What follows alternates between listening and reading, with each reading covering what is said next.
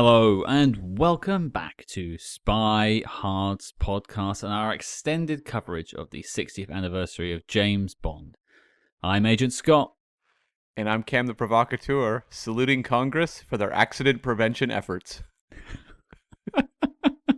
You're really proud of that one, aren't you? I'm so proud. I was beaming when I was writing that one down. I dare not even think about the outro at this point. There's some options. There are some options. But Cam, I have a question for you. Yes. Are you ready to climax?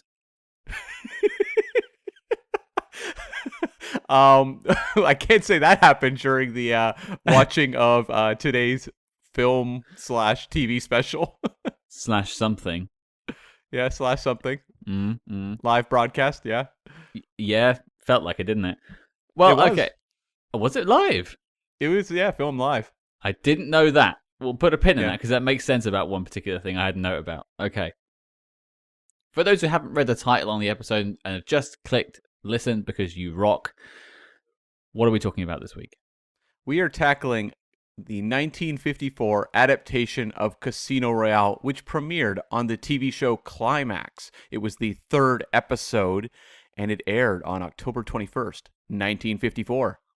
Yeah, this is the first ever appearance of James Bond, I guess, outside of novels. That's correct, yeah. Yeah. Pretty big moment for the character, often forgotten about, I would say. Yeah, it's one that pops up as more of a curiosity. I remember back in the day, I bought a DVD of it on eBay in the early days of, eBay, when you would get all these sorts of cool things. That's when I got like the Fantastic Four bootleg of that 1994 Roger Corman movie, the Star Wars Holiday Special. And I bought Casino Royale, and I was so excited to watch it. And then the DVD was defective, and I was not able to watch it. Are you sure it wasn't just the actual thing and it was spot on? I wish. It wouldn't even play. Nothing happened when you put it in the player. It may have saved you. So it had actually been like, I just never watched it on YouTube, so this was the first time I'd ever watched it was for this special. Yeah, well, same here. But for those who have never heard of Casino Royale, strangely, here is your letterbox.com synopsis. And it's a short one. There's no tent pitching this week. Casino Royale. American spy James Bond must outsmart card whiz and crime boss Le Chiffre while monitoring his actions. Bang on. Bang on. Short and to the punch, much like the episode. That is 100% accurate, yes. Well, yeah, I mean, I was aware of it, much like you were. Obviously, you made overtures to try and get a copy in the early noughties, which I appreciate you doing that. I was always just aware of it as like this thing to dismiss, much like Casino Royale 67, much like Never Say Never Again. It's just one of those outliers that people just don't really count in the oeuvre. Before you say that word, does that count? Sure, yeah. Is it an oeuvre of Bond? It sounds really posh. I'm not really quite sure what it means. But the canon of Bond. But it's very much like Raymond said earlier last week in our Casino Royale 2006 review. It's important to watch these things to see where Bond has come from. The roots of Bond in live action. Mm-hmm. Definitely, yeah. But I think before we talk about what we thought of this curio, as you put it, do you have any backstory on how it came to pass? So a little bit. The Climax TV series ran for 4 seasons. It produced 166 episodes, and it was essentially like a, filmed live, sort of mystery-themed series. And as I said, Casino Royale was episode 3. And how did this happen? It was not that interesting, really. I mean, Ian Fleming had obviously been interested in adapting James Bond for Hollywood. And, there'd been the film, issues where he was working on that script with Kevin McClory on the James Bond of the Secret Service script and what have you.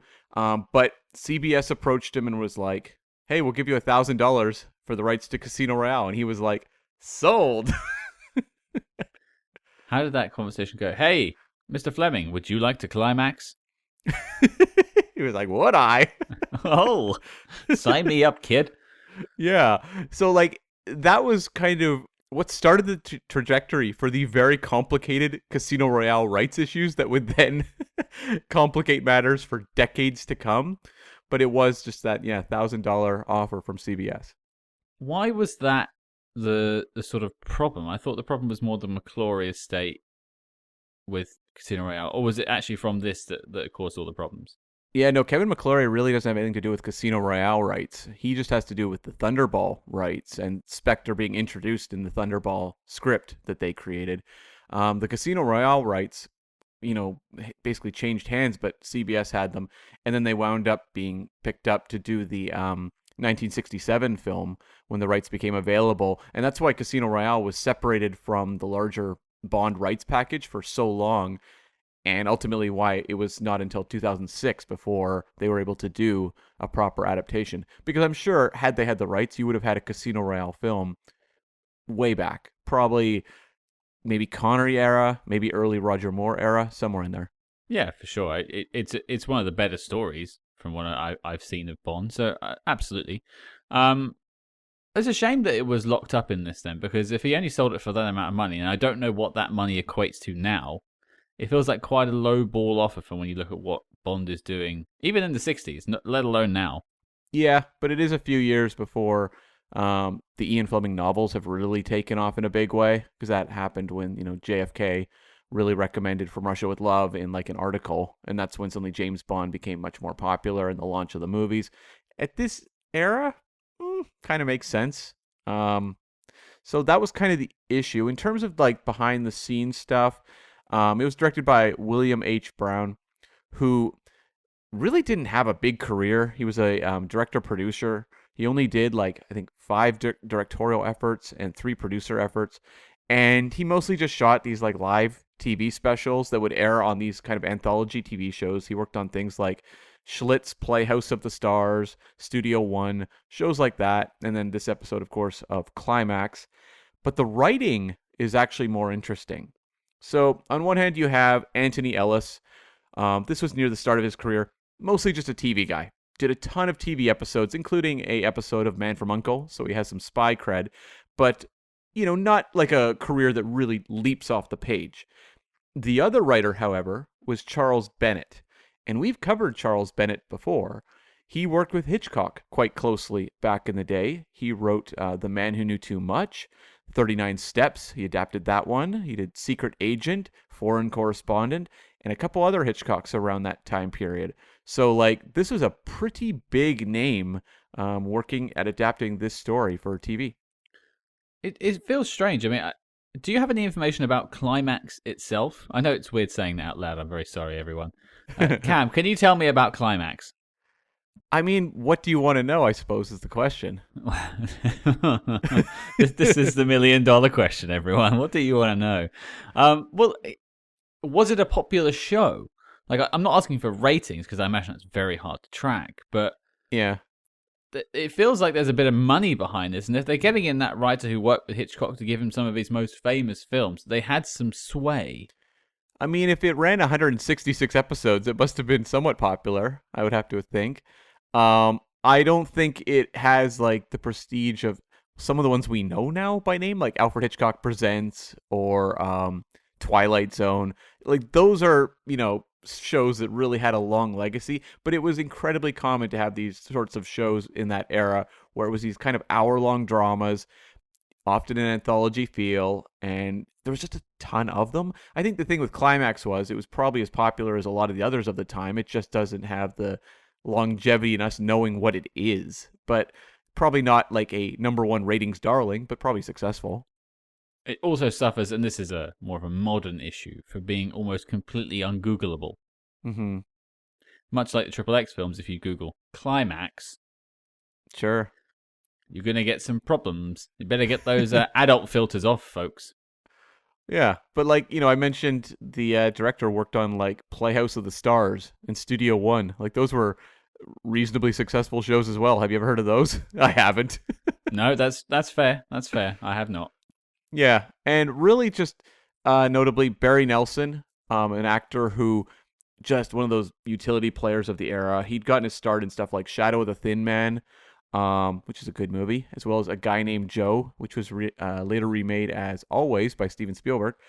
But he's probably best known to people from The Shining. He plays the guy who's interviewing Jack Nicholson for the job at the start of that film, and he's quite memorable in that movie. He was also in Airport, a movie that I know you watched fairly recently. He was in Airport. I have to go find what he did in Airport. Yeah, he was. And so, like, there was some pedigree to this thing. And it is also notable, just as a postscript, that in 1958, CBS did approach Ian Fleming about turning James Bond into a TV show, and it just kind of went nowhere. I'm sure Fleming worked on a few little ideas and whatever, but it just never amounted to anything. As in, like, more of a recurring story each week type thing. Yeah. Okay. I mean, it certainly has the legs for it if you wanted to do that. But Oh, definitely. I think where we ended up was probably the better version because, hey, we're talking about it 60 years later. That's right. What a way to celebrate that anniversary. Yeah, with Barry Nelson. The originator, the OG. You couldn't be more spyhards than talking about Barry Nelson. That's true. That's very true. Did you figure out who he was in Airport? No, I tried to. I saw the photo of him in The Shining. I recognized him instantaneously. He Yeah. he didn't age as well as some of the other Bonds, I have to say. Like, if I saw him 15, 20 years later, I'd be like, that's very much more a Never's Never Again than a Daniel Craig at that age. That is very true, yes. No, I will find the Airport thing afterwards. It hasn't jumped out to me yet. But do you have any more behind the scenes for us? No, that's really about it. There's only so much in a anthology TV show of this era to really mention.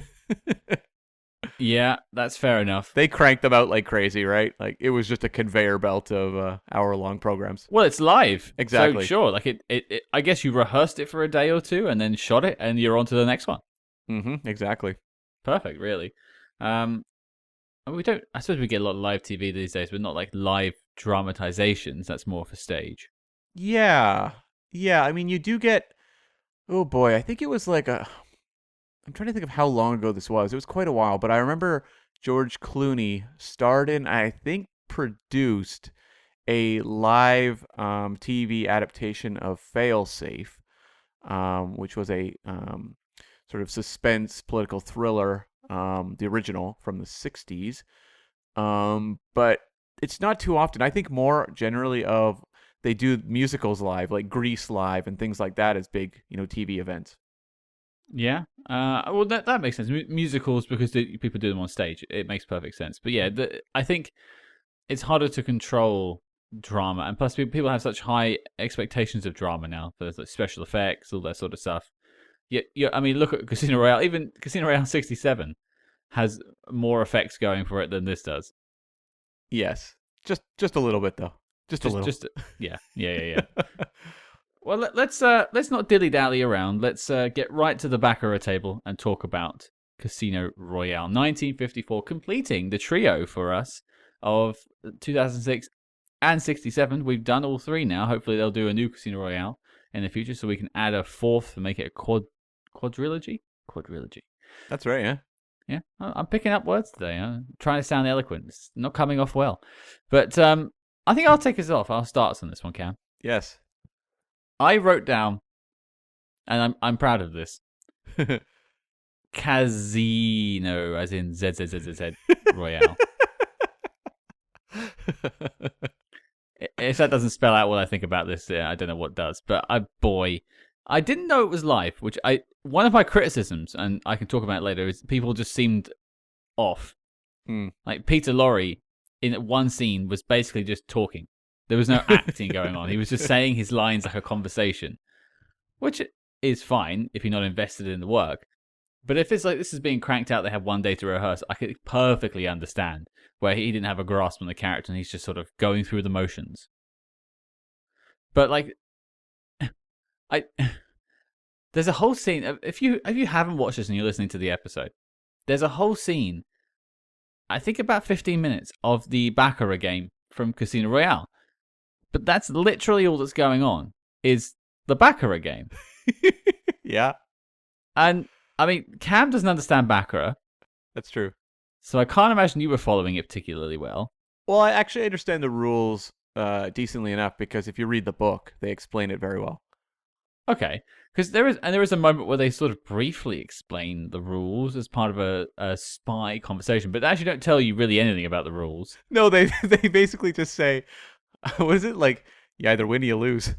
I'm like, Yeah. well, fair enough. Well, yep. He's not wrong. He's not wrong. But like it's. Well, you think about Casino Royale 2006, for instance. You have they're obviously playing poker, but you have Mathis telling Vesper what's going on in the game because she doesn't understand. So she's like our conduit through to the game, so we can understand who's winning and losing. This doesn't suffer fools. So if you don't know your baccarat, you can get the F out of this. Because you were just confused. I was confused, I have to say. I didn't know who was winning apart from the fact that someone had a smile and someone had a frown at the end of each hand. I was wondering, perhaps do you think in like 1954 people had a far better comprehension of baccarat than they do now? Is it a game that was like far more popular then? Sweevy. Because I was wondering that because it's like it seemed like it was very much taking for granted that the audience would know exactly how this operates. Logically, I would say card games are more prevalent because people didn't have TVs or had less TVs, or didn't have smartphones or anything like that. Wait, how are they watching Climax? I'm not sure anyone did, Cam. I'm not sure. Yeah, I just don't think that there was other distractions, so people would play things like, you know, poker in their house and stuff, and solitaire, and they'd know card games. I know a lot of these just from being on caravan holidays here in the UK, where you didn't have a television. All you could do was sit in a rainy caravan because you can't go outside. You have to play card games. I learned a lot of those, but even like younger generations from me, making me sound old, probably don't know a lot of those games. So maybe people did know the rules of baccarat, and this was riveting television. But for me, watching a black and white copy on, well, it was filmed in black and white, I should say, on YouTube that was very grainy, I was baffled at the choice to do that. It was not what you would call drama. It's the sort of thing I remember when we talked about the 2006 movie. Martin Campbell had said behind the scenes that like his biggest terror in making that movie was working with the card scenes because he was not someone who was well versed in poker, and he was going and watching all of these gambling movies to try to figure out how to shoot it to make it compelling. And I remember thinking at the time, like, maybe he was overthinking it because, like, he really delivers. And then I watched this and I go, it's a good thing he was overthinking it because we could have had something like this. That's my favorite part, I think, of the whole movie is, like, literally the Baccarat game, which, okay, in the 2006 movie, it's like this build up. He has to win this Texas Hold'em tournament. And I mean, it's Bond, like they're arcing it where it's like the suspense of losing all his money, having to get Felix Leiter's money, and like it's just done so well dramatically. And in this one, it's like lose, you're out of money. I'm like, wow. It's like that was fast. It literally like Bond taps out in like 2 minutes. Well, it felt like it lasted a lot longer than that, I have to say. That's where the Zeds came from. He didn't win a single hand. They couldn't give him one. They're just like, lose, you're out. See you later.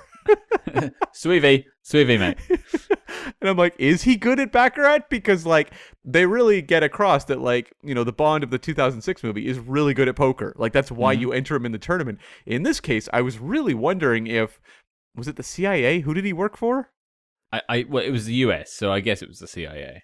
Yeah, so I was really wondering if the U.S. had very poor Baccarat players and Bond was just like the best they had. It genuinely makes sense. I mean, I was baffled by that, but like you think about Casino Royale 2006. After every hand, they found a reason. Well, it wasn't every hand, but like every sort of section of hands. But really, you only ever focused on one. They'd find a reason to leave the table. It would be like to talk about getting a drink, or it would be Bond getting poisoned, or the fight in the hotel room, or running out of money. This is just a continuous card game. But then it's bookended on either side by, I guess, action sequences. Yeah. Or what passes as action sequences in this story. It starts off really well. Like, Bond is getting shot at. Like, that's by a guy with very poor aim. Very poor aim. Like, he's hiding behind a very thin tree. and he's managing to miss Bond. But is it the guy with the cane? By the way, is it Cane guy? I don't know. They don't really establish it. It could be because that's the only real guy we see showing up with that type of gun later on. That makes sense. Yeah, maybe. People do have other guns. Although it does introduce like one of the great Bond moments where like he's shot at and then he's like, he got away anyway. It's like, okay. He takes 2 steps. He's like, no. I can't be bothered. I'm too tired. I've got to play Baccarat. Yeah, I was reminded watching this of do you remember that episode of The Simpsons? I think it was called like the 138th episode extravaganza where it's Troy McClure going through the history of The Simpsons. And there's the part where they show the old Tracy Ullman cartoons and they look so archaic. Yep. And it cuts back to Troy McClure and he's like, ha, they haven't changed a bit. That's how I felt watching this. I felt like it was so archaic that it was like, wow, how incredibly far we've come. But like, ironically, it's like, oh, of course, this is the classic Bond I know and love. So like, for me, like the entertainment came from knowing where the franchise is going and kind of doing the reverse engineering to see how Hollywood slowly adapted into what we know. And like, there's elements, like there's some quips. It has kind of that upper class kind of style to it, but just the creakiness of it, the shifting of Bond to an American agent, as they refer to him as Card Sense Jimmy Bond, the classic nickname that would really carry through over the course of the Eon legacy. And then also Clarence Leiter making Felix British and casting an actor who looks far more like James Bond than Barry Nelson. I thought that was interesting. But like, yeah, I agree. Like, this is a curio. It's very creaky. It's very awkward, but it's kind of interesting. Sure. Just because I think we know the Casino Royale story so well that to watch it run through this filter where they're making all sorts of bizarre changes, I was like, kind of interesting. So I wasn't bored, but I would not say this works as compelling drama at all. It doesn't. I suppose it doesn't help that like I'm coming off of a very busy like Bond weekend or the Bond 60th anniversary, so I was a little bit tired, and I thought 50 minutes. This is perfect. And I was around the Baccarat table. I was getting a bit drowsy. I have to admit, I had to really I had to do the U and stand up to watch it for a little bit just to get myself back in the game. But it's interesting because people talk about Never Say Never Again, and they talk about Casino Royale 67, about having Bond without the trappings, and does that make it not Bond? This is Bond with no trappings whatsoever. Never Say Never Again has trappings. Some things, a gun barrel, James Bond, has a martini, I think, at one point. But same with Casino Royale. This has nothing. And I think I wrote, if you take everything away, he's just a bloke in a tuxedo that's good at cards. Yeah. Well, he wasn't that good at cards. Well, he wasn't that good at cards. It's interesting seeing it from that angle. That I actually almost appreciate Casino Royale 67 and Never Say Never Again a bit more because of this, which is unfair. It's unfair on Casino Royale 54. Like it was never aiming to be any of this. It never had any of the pressure of it being a Eon production or whatever it was known as in the 60s. But I guess I'm so used to that. Coming back to this is quite the whiplash. Yeah, I mean, I'm a big Batman fan, and if you go back and watch like old serials of Batman and things like that, it's like they get it close enough that it's recognizable to you as Batman. Like in those eras, they would never use the classic villains. They always just created their own villains. I could never figure out why. Usually the villains were gangsters and things like that, or, enemy spies or something. But like, when you kind of squint, you go, oh, that is Batman. I recognize it as Batman. And I'm sure the costume makes a certain amount of, effort in kind of merging those two things. But like when I watch this, it never feels like Bond. And I'm not even just saying like an Eon movie, but like, I've read the Ian Fleming novel Casino Royale and several other novels, not all of them, but several. And it doesn't really even capture the spirit of his writing. It's definitely a American adaptation, although I think Charles Bennett is British, but nonetheless, like it's an American TV adaptation that it's like we're saying, you kind of have to squint to see it, and it becomes more interesting to see how these kind of early stages that adapting Bond happened. But it feels like, unlike Batman, it's not quite as recognizably the character as what we would get going forward.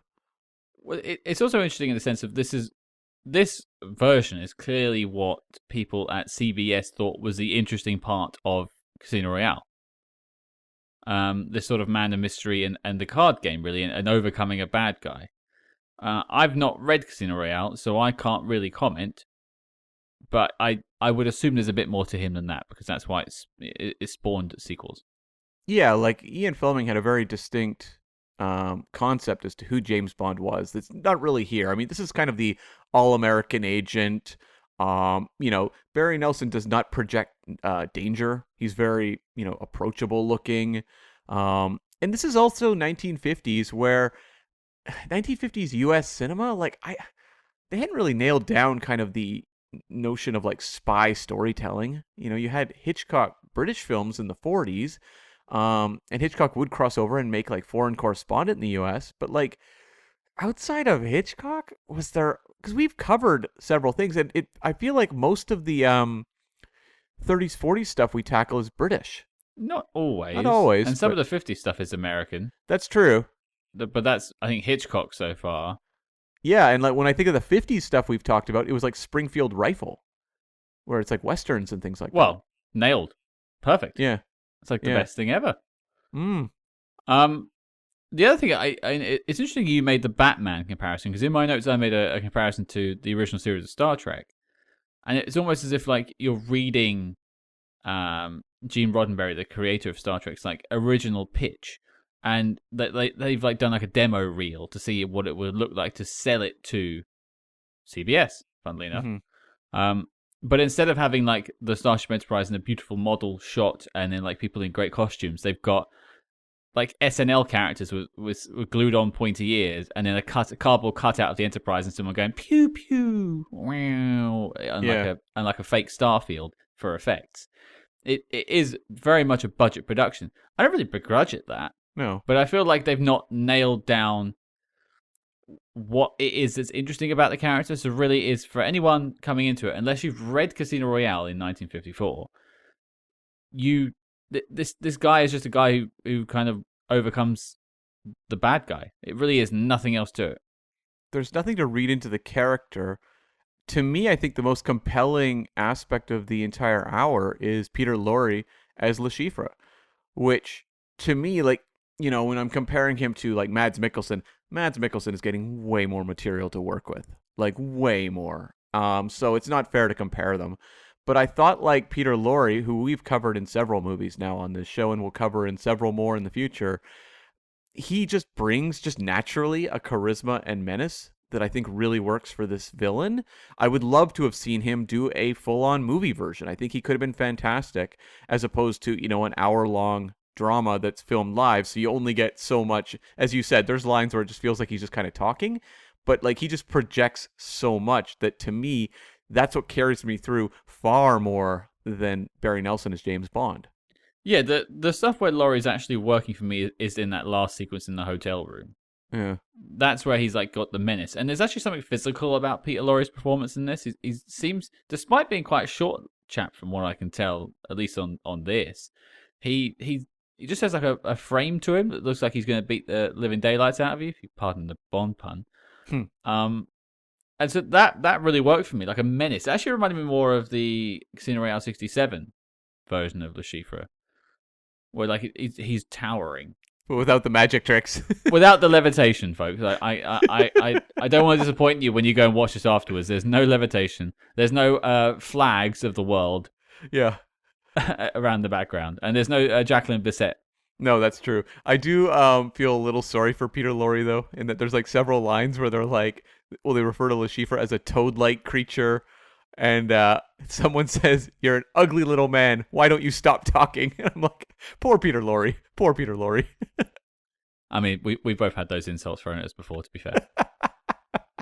It's just like, I mean, like this, Peter Lorre had so much presence because of his physicality and just how he looked. But like, you feel a little bad when characters just like, isn't he hideous? Isn't he disgusting? Well, let's talk about Barry Nelson. Yeah. the first ever on-screen depiction of James Bond. Although he gets Jimmy Bond a couple of times, but he also gets James. So I guess it's Jimmy was a nickname, not a given name. It's a very Americanized thing to say. So Sure. yeah. Um, he looks like the kind of guy you take back to meet your parents. Yeah. He does not look like a grizzled veteran of the spy world that, kind of doesn't hate the establishment, but like he's sullied by it all and he's been hurt before and weathered. He does get mad at Valerie Mathis for not writing to him. So Well, I'm also mad at her for not writing to me, but that's beside the point.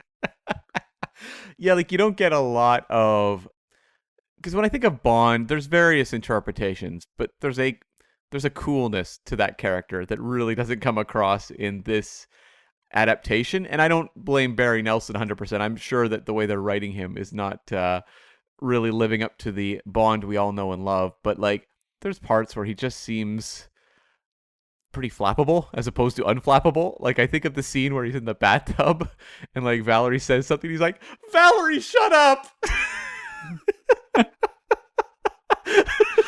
Is that when he's like beaten down at the end, like he's just given up on everything? Yeah. Yeah. So like you get some of the more Bondian brutality at the end when he like shoots Le Chiffre.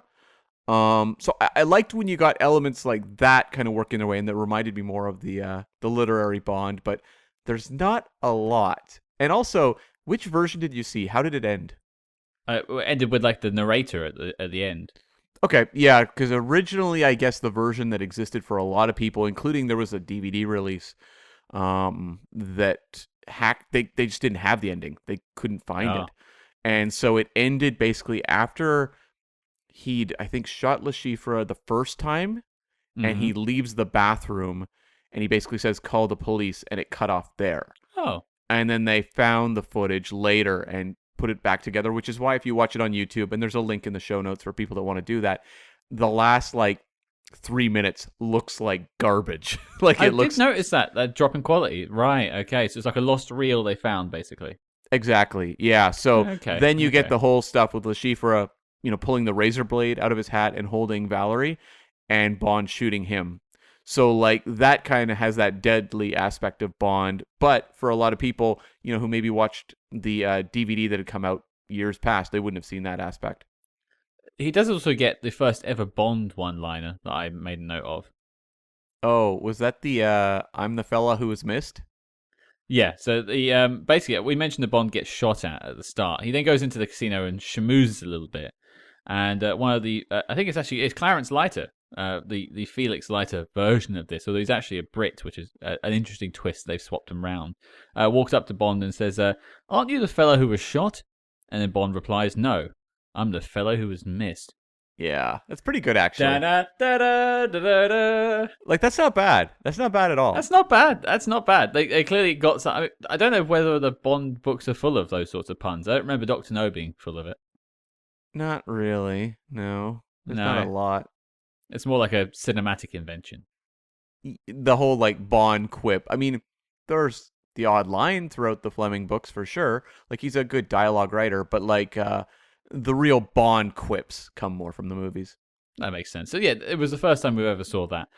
Overall, he was fine, but he never jumped off the screen for me. Like I would take, and this is honestly true, I would take Peter Sellers over Barry Nelson.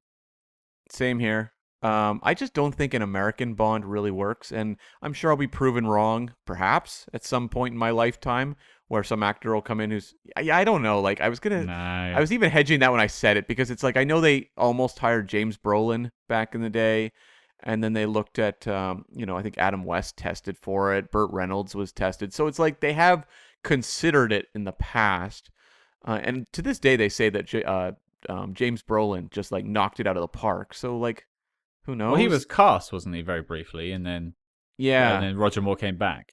exactly. Yeah. But who knows? Like, there could be an actor that could change my mind at some day in the future if it ever happens. But, like, Barry Nelson is not the one to change my mind. The whole time, I was looking at Clarence Leiter being like, this actor should be playing the Bond role. Like, he has the look. He has that kind of dark mystery about him. I would happily watch this guy play Bond. Well, I suppose I don't feel like I got enough out of him to really agree to you on that one. My lighter experience was maybe not as good as yours, but Well, he I mean, I'm not going to say he's great, but if you ask me which one feels more like Bond in this 1954 live TV special, I'm going to say the guy who played Clarence Leiter. Those are my only two options. sure. I'm gonna go for Peter Lorre. Oh, sure, yeah. Yeah. He's close to one of the Bonds in Casino Royale '67 at least. Anyway, That is accurate, yeah, the Seal. of course. The seal. The other thing I wanted to make, other characters I thought worth mentioning is Vesper. Yeah, it's not Vesper, but though. I know I'm getting to it. Yeah. Because the Vesper character is kind of an amalgam of a character that's not in either of the full live adaptations. I think the Mathis, but is because Mathis is a character in 2006 film. Is Mathis a woman in the Casino Royale book, or is there two Mathis? No. Well, they combined like the Mathis character with Vesper for this special. Oh, so they combined a man and a woman, Yeah, basically. I guess see. so. Yeah, I guess that's Yeah. what they're doing. Well, they combine two characters. The sex is fairly unimportant. But okay, yeah. So you've got Valerie Mathis as a made up name. I mean, she was. There's meant to be this like love story in the background between her and Bond, which I didn't really buy into. They really sort of try and sell that to you pretty early on, and it comes back round at the end where he's like shouting at her in the bathtub and like didn't write to me, as you mentioned. She was just there for me, I have to say. Yeah, I looked up the actress after it was over, Linda Christian, because I was like, this was not the most charismatic, dynamic performance. And the only thing I've seen her in was Tarzan and the Mermaids, which was like, I think the 12th of the Johnny Weissmuller Tarzan movies. I went and did a whole run of those back in the day, and it was like the worst one. So I do not remember her in that whatsoever. She didn't have like a huge career. Um, it's kind of a thankless role, and I think it is because of the fact we're saying like it's not quite Mathis, it's not Vesper, because like Vesper has a very interesting story throughout the course of the original novel that has obviously been expanded, in the more recent film version we talked about. But like, what really is Valerie Mathis? She's too watery a character because she doesn't have kind of the agent smarts of the Mathis character, that kind of insider's look at the world. She also doesn't have the tragic story of Vesper. So what does she have? Like the whole aspect of her being an agent is, I mean, it doesn't really factor into the story whatsoever. The way they tell it, it's a reveal. But like, she doesn't get to play any of the interesting aspects of either character. So I kind of can't fault her if the character is so thin on, when you watch it on the TV show. Sure, that's fair enough. I mean, one of the only questions I had sort of left from my review was actually just for both of us to maybe talk about. As you said up the front, this is definitely a curio. Mm-hmm. What is, like, now you've finally seen it in its entirety. Obviously, you've grown as a person, leaps and bounds from doing so. But Or regressed. Or regressed. Well, we both, yes. Yeah. We interrupt this program to bring you a special report. Calling all agents.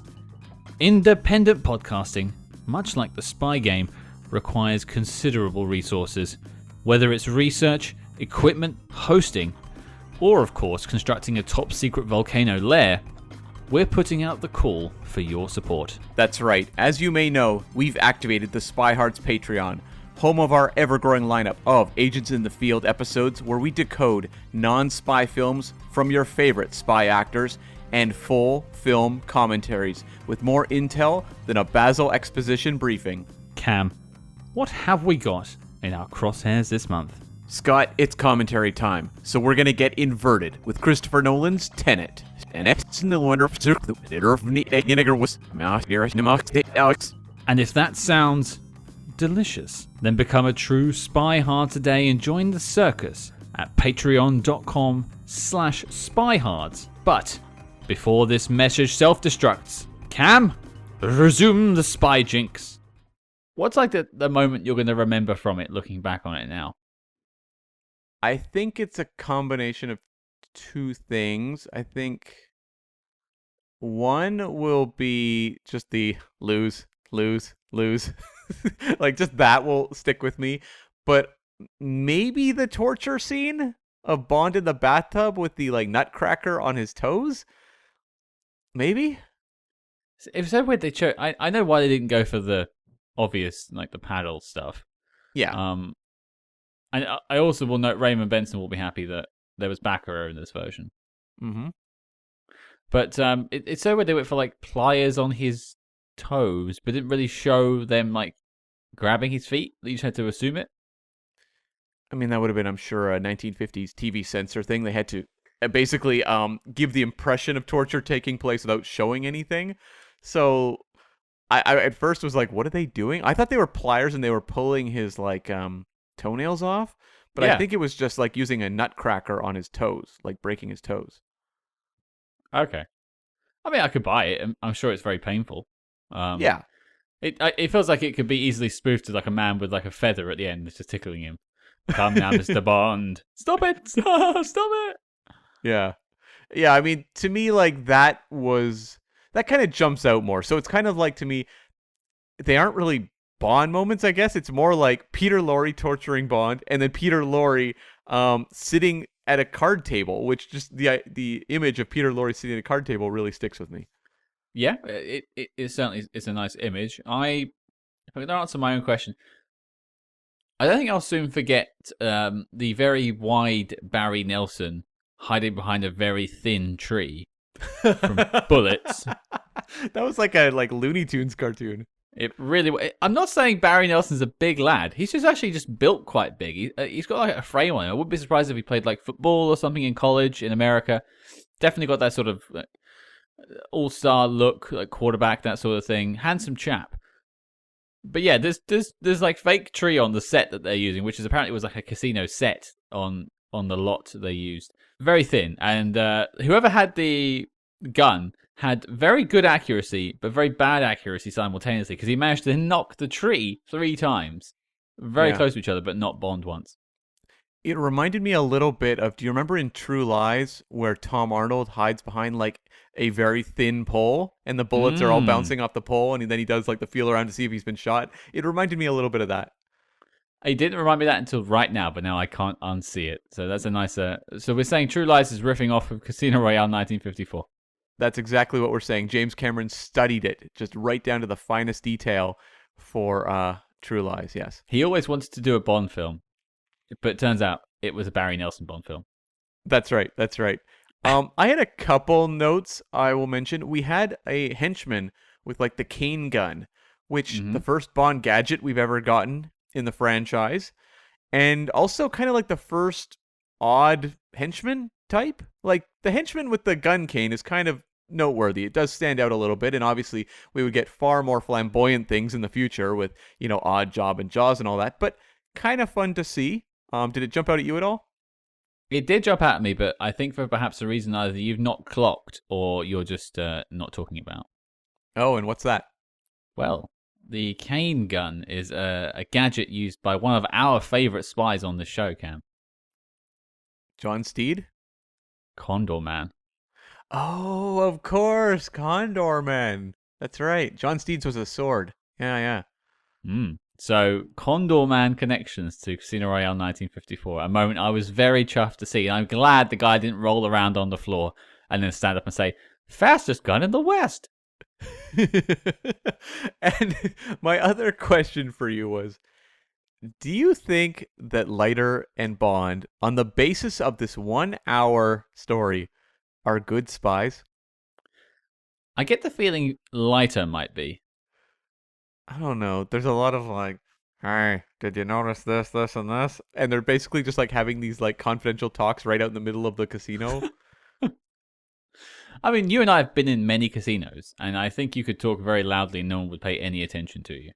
That's true. The reality of the real life casino experience versus this very quiet set were two different things. But we've been in many casinos where the average person is not wearing a dinner jacket. That is also true, yes. Yeah. That's Las Vegas for you folks, a much lower class of gambler. You're referring to us, obviously. Obviously. I mean, I was reminded watching Bond like lose and bomb out of that Baccarat game in like 30 seconds of us playing video poker towards the end of our Vegas trip. Sure. I did actually have one other note I wanted to bring up and sort of ask you about.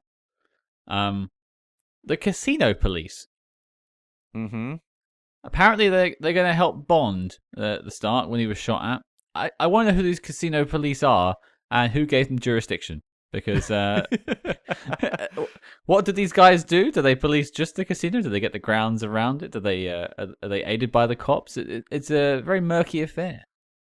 Yeah, because they would have Vegas, or not Vegas, but like casino security. Yeah.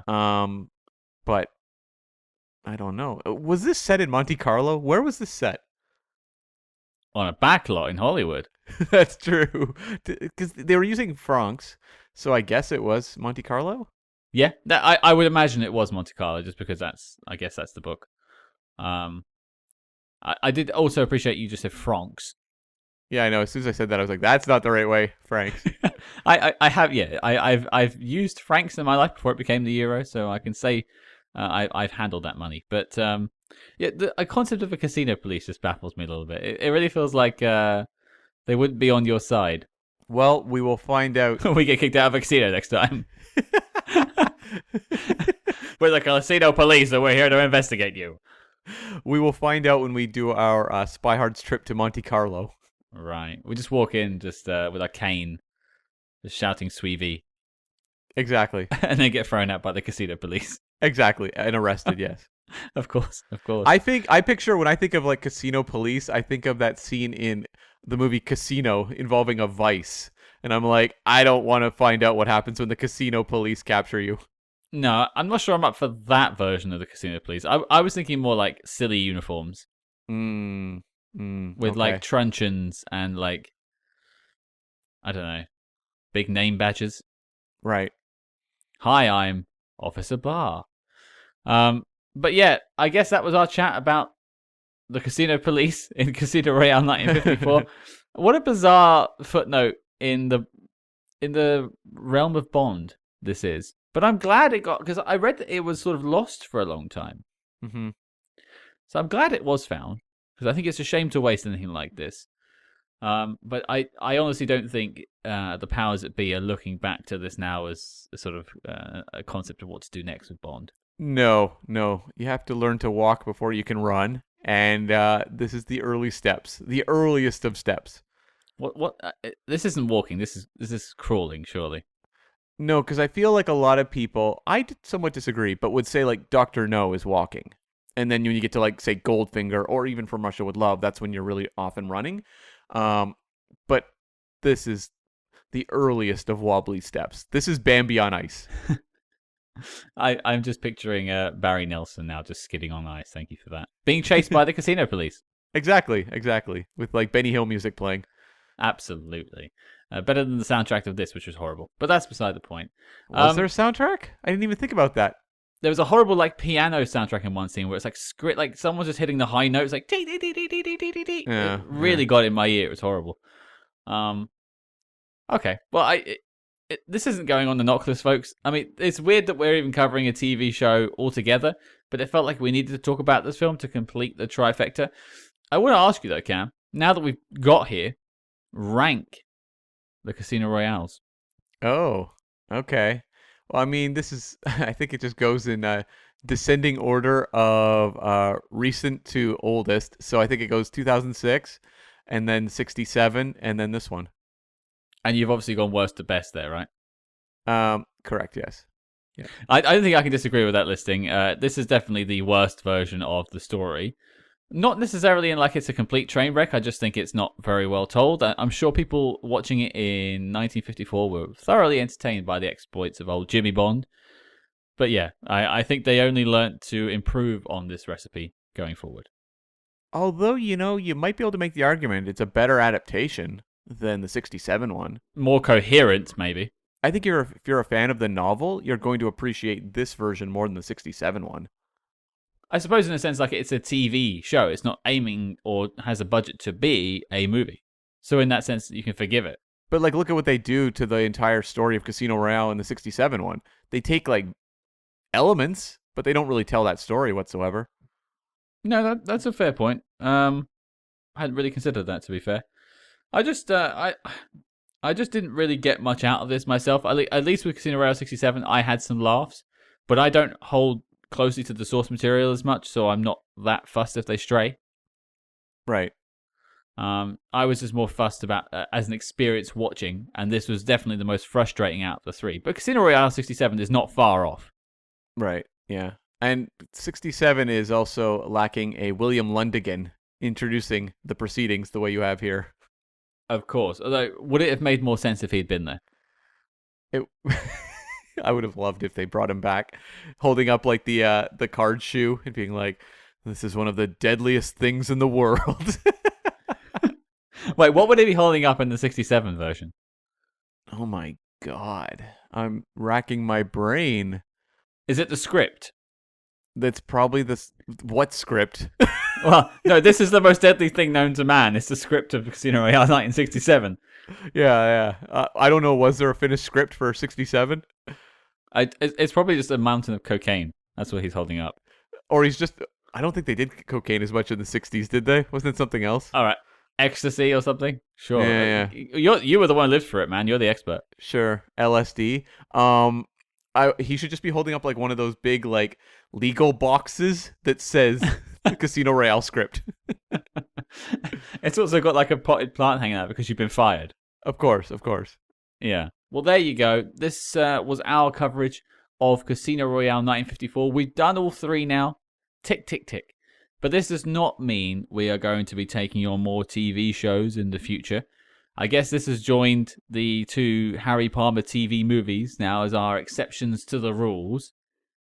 But it has to be a big thing. And I think the first time Bond is on any type of screen is a big enough event for us to maybe bend those rules slightly. Yeah, I know people have requested we do the Bourne Identity TV movie. That's possible, maybe one day in the future. But we won't be doing a lot of these sorts of things unless there's like a real novelty to it. Kind of like when we talked as well, not in a separate episode, but within the first Dr. Goldfoot episode about that TV special.